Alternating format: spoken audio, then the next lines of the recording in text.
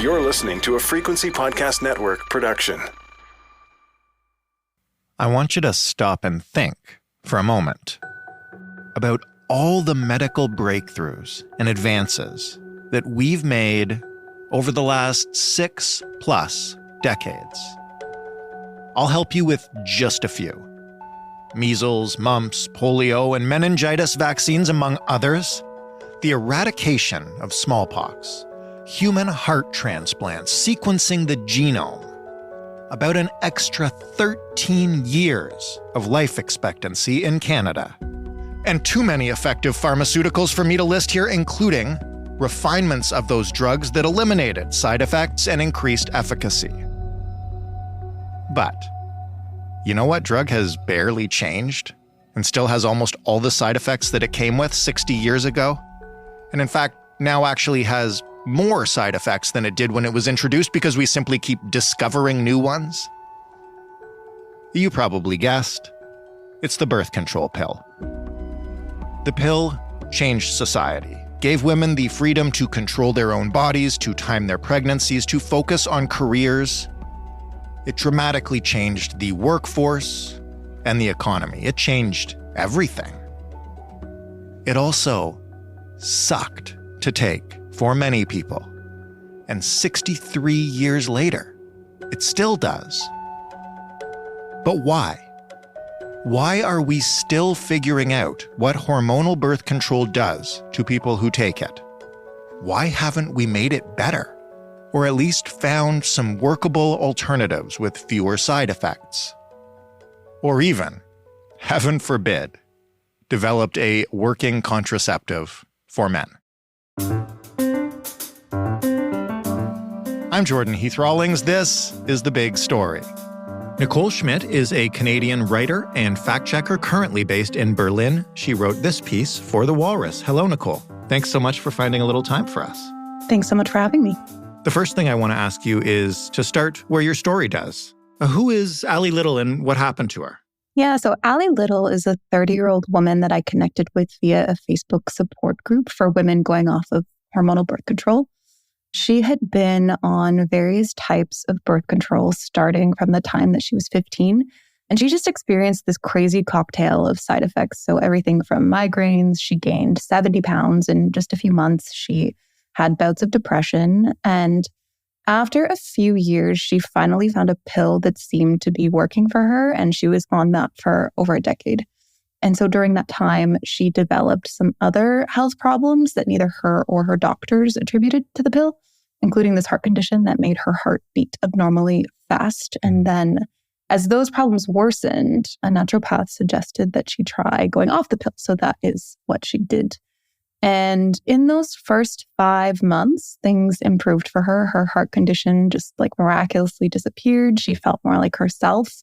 There were some other subtle changes as well. She described food tasting different, her body hair growing back thicker. And then around the 6-month mark, things took a pretty drastic turn again. So she started to feel dizzy, tired to the point where she couldn't get out of bed. And then eventually she was actually hospitalized, and they determined that she was experiencing some really rare complications from hormone withdrawal. And it took her months to recover. She told me that in those months, no one could have convinced her that she wasn't going to die. Wow. And yeah, so I ended up speaking with her on her 1-year anniversary off the pill. And she said she's doing a lot better, but she's still recovering. So it's been a crazy few years for her, for sure. How common are side effects like that? I know you mentioned that particular outcome might be rare, but really complicated stuff among people who take the birth control pill. Yeah, so Allie's story is extreme. Things like developing a heart condition or having to go to the hospital because of the pill are quite rare.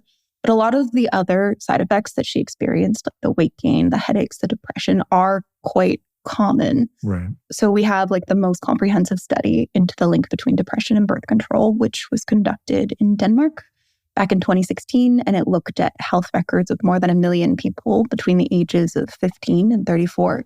And that study found that those who took the pill were twice as likely to be diagnosed with depression. So we're kind of just starting to understand how vast the side effects really are.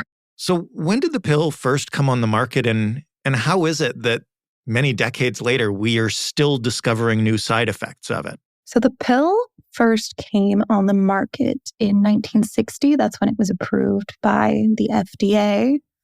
With the side effects, part of the problem there is how the healthcare system treats women. So we have studies that have found that women are more likely to have their concerns minimized or dismissed by medical professionals. So one issue is simply that we're not being listened to. And I think that is the biggest thing at the center of why we haven't really seen any improvements.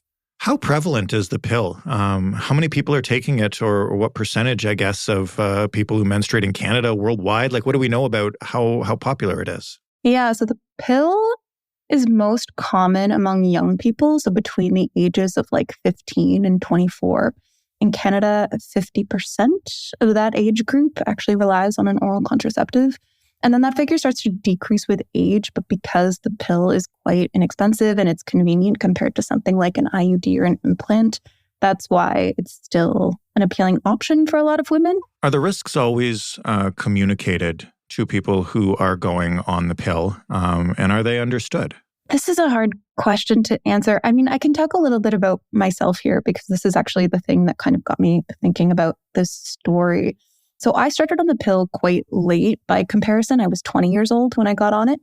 After a really brief conversation with my doctor, I kind of went in to talk to her and she had asked why I wasn't on the pill and just kind of wrote me a prescription, and that was the end of the conversation. There wasn't really a lot of dialogue, not a lot of questions were asked. And when I was reporting this piece, that story seemed quite common among a lot of women that I spoke to. But of course, it's hard to speak for everyone here, right? Some people have really great GPs, and I'm sure that there is a lot more room for that dialogue. But based on my own experience, and again, people that I spoke with for this story, it seems to not always be the case.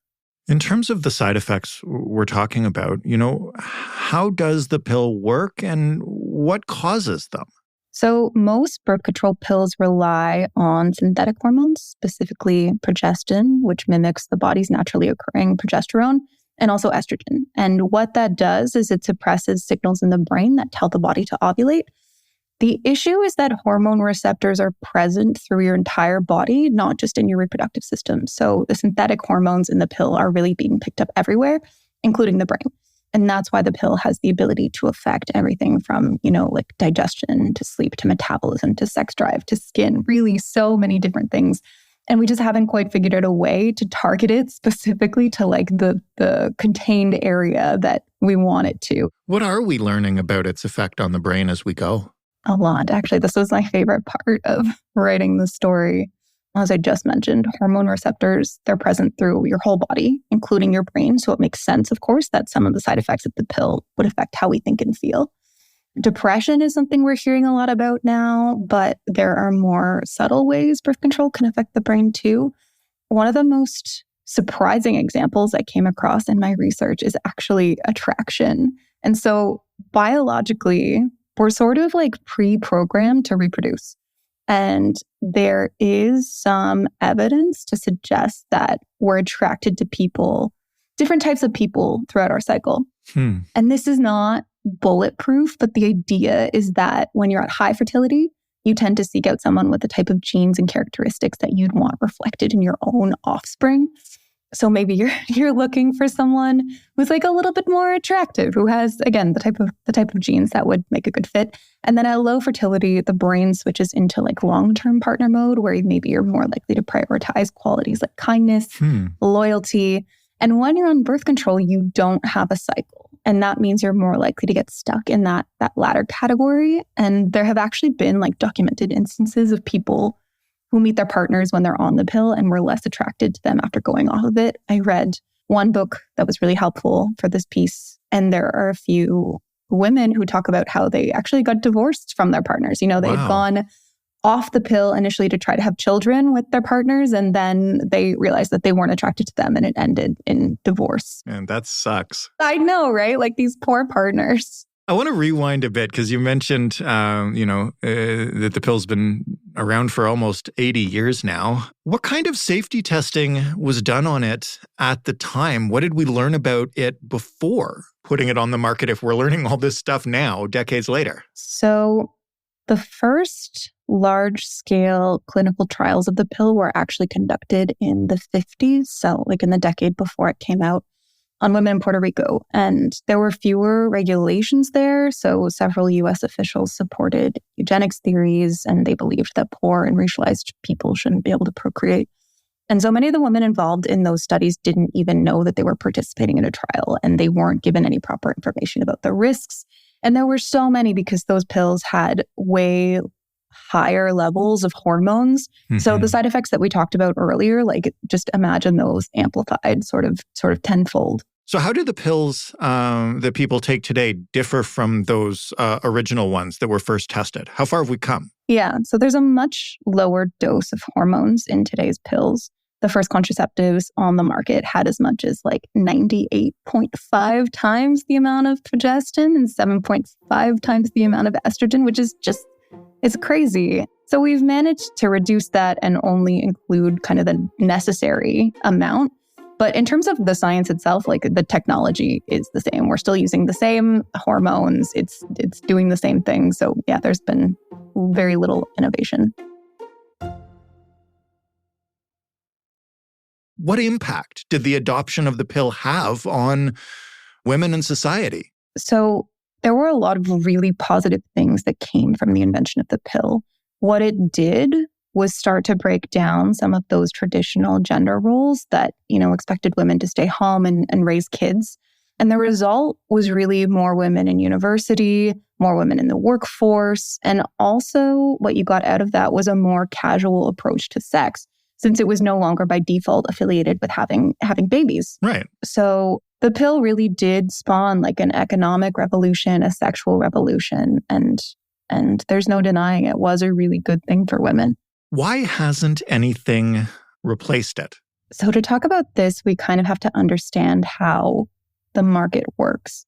And even though a lot of women may not necessarily be happy with their birth control, a lot of people still need to choose an option. You're kind of just picking of the worst ones available to you. And so there hasn't really been a drastic enough reduction in the sales of oral contraceptives to warrant any real innovation. When you study women, you need to account for changes throughout their hormonal cycle, whereas you don't have to do that with men. So a lot of times that means you have to spend more time on them. And of course, more time equals more money. A lot of biopharma companies just don't want to spend money on it. Well, that explains the difficulty in coming up with alternatives for people who are menstruating. But for men, where's our birth control? How are we coming along with that? I feel like I've seen stories here and there over the past decade about like a male pill or various types of birth control for men, but none of them ever seem to make it like to trials or to the market. Yeah, I mean, this is super interesting because there's definitely been more interest and conversation around male birth control over the past few years. But the issue there is that studies have shown that it's just not something that a lot of men are interested in. And like, why should they have to be? If women are going to shoulder the burden of birth control, or people who menstruate are going to shoulder the burden of birth control, like, why should they have to worry about it? And I mean, I guess that's an interesting question for even you and the men in your life too. If there was a male birth control pill available, would you take it? It would depend on the side effects. Yeah, I mean, that's a great answer, right? So, but because there's not a lot of interest, like this isn't something that drug companies are lining up to pour money into, right? Because they want a return on their investment. So, and they know that men by and large are just going to skate on it and aren't interested in it, so won't buy it. Yeah, pretty much. I mean, I would love to see an alternative world where more men are interested in it. I think that would be very cool. But I do remember reading about one form of male birth control that had gone pretty far in the clinical trials, actually. But the side effects were kind of too much and they ended up pulling it. I remember that one too. Wasn't it, though, that like the side effects were deemed too much, even though they're like 1/3 or whatever, the number of side effects of the actual pill? Yeah. I mean, if you read the media reports, that's what they said. But if you look a little bit closer into the study, like there were some actual problems with it. But okay. I mean, at the end of the day, like I feel like the problem is the same, is that we need birth control regardless of like what gender it's for, that is safe and that we shouldn't have to compromise on, right? What kind of scientific advances are happening in terms of creating, again, for whatever gender, some sort of non-hormonal birth control? Because I think, lots of pills will have side effects, but it's the hormonal stuff here that, as we discussed, is, in the brain and that we don't clearly totally understand.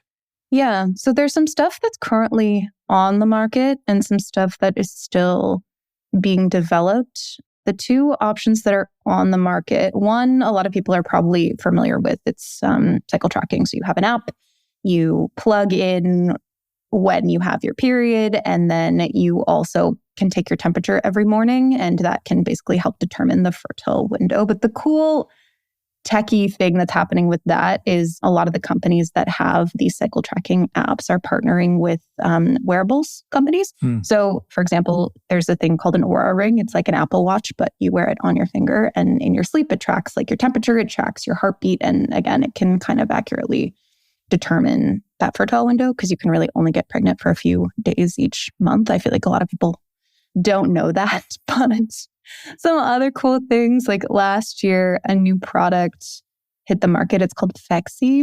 I hope I'm pronouncing that right, but it lowers the pH balance of the vagina and it makes it more difficult for sperm to swim. It's basically a gel. But the issue with that is it's so expensive. It's like $200 USD for a pack. So that kind of is a barrier for a lot of people, right? Who can't afford that. And in terms of the trackers, that sounds, an awful lot like not too far removed from, I guess, what they used to call the rhythm method, right? Yeah, exactly. That's been around forever, right? It's just we're getting better at making it a little bit more precise because the rhythm method is really tailored to people who have like a normal cycle. Right. But not everyone does have the normal 28-day cycle, right? One technology that's still being developed that I'm really interested in is by this Danish femtech company. And they're working on what they call mucus engineering, which just sounds hilarious when you say it out loud. But basically, they've found a way to like change the cervical mucus naturally to make it like temporarily impenetrable to sperm. And I think that's really cool. So a few companies are working on things like that, and they're in various stages of clinical trials. So they likely won't hit the market for at least a few years. But it's nice that, we're starting to have these conversations and see a little bit of progress. It's good that options may be available soon. It's good that we're refining, I will say, I guess, earlier options. But what is this whole saga and reporting on it? Tell us about the way the health of people who menstruate is taken by medicine and what options are there. Yeah, I think the whole thing shows us that we don't take women's health as seriously as we should. Like you said, it's been almost 70 years since the pill was invented, and we've seen little to no innovation. Why? It's because we don't listen to women. We don't care as much as we should. And yeah, I really do think that this is a field that we should be a little bit more focused on because you could just improve the quality of life for so many people. That was the whole point of the pill to begin with, right? Was to improve the lives of women. And I feel like if we had better birth control, we could do the same now. And that's what we're owed and that's what we deserve. That's a perfect place to end it. Nicole, thank you for this. This was a lot of fun. Thank you. Nicole Schmidt, writing in The Walrus. That was The Big Story. For more, you can find them at thebigstorypodcast.ca or, of course, in any podcast player like the one you're probably in right now. You can send us suggestions, criticism, praise, whatever you like, on Twitter at TheBigStoryFPN, in an email to hello@thebigstorypodcast.ca, or in a voicemail that you can leave by calling 416-935-5935. The Big Story is available absolutely everywhere. You know that by now. Wherever you are, if you haven't done it yet, please do take the time to rate us, to review us, to tell us what you really think, and most importantly, to put something there so that others who are checking out this podcast for the first time know that it doesn't suck. That's always helpful. Thanks for listening. I'm Jordan Heath Rawlings. We'll talk tomorrow.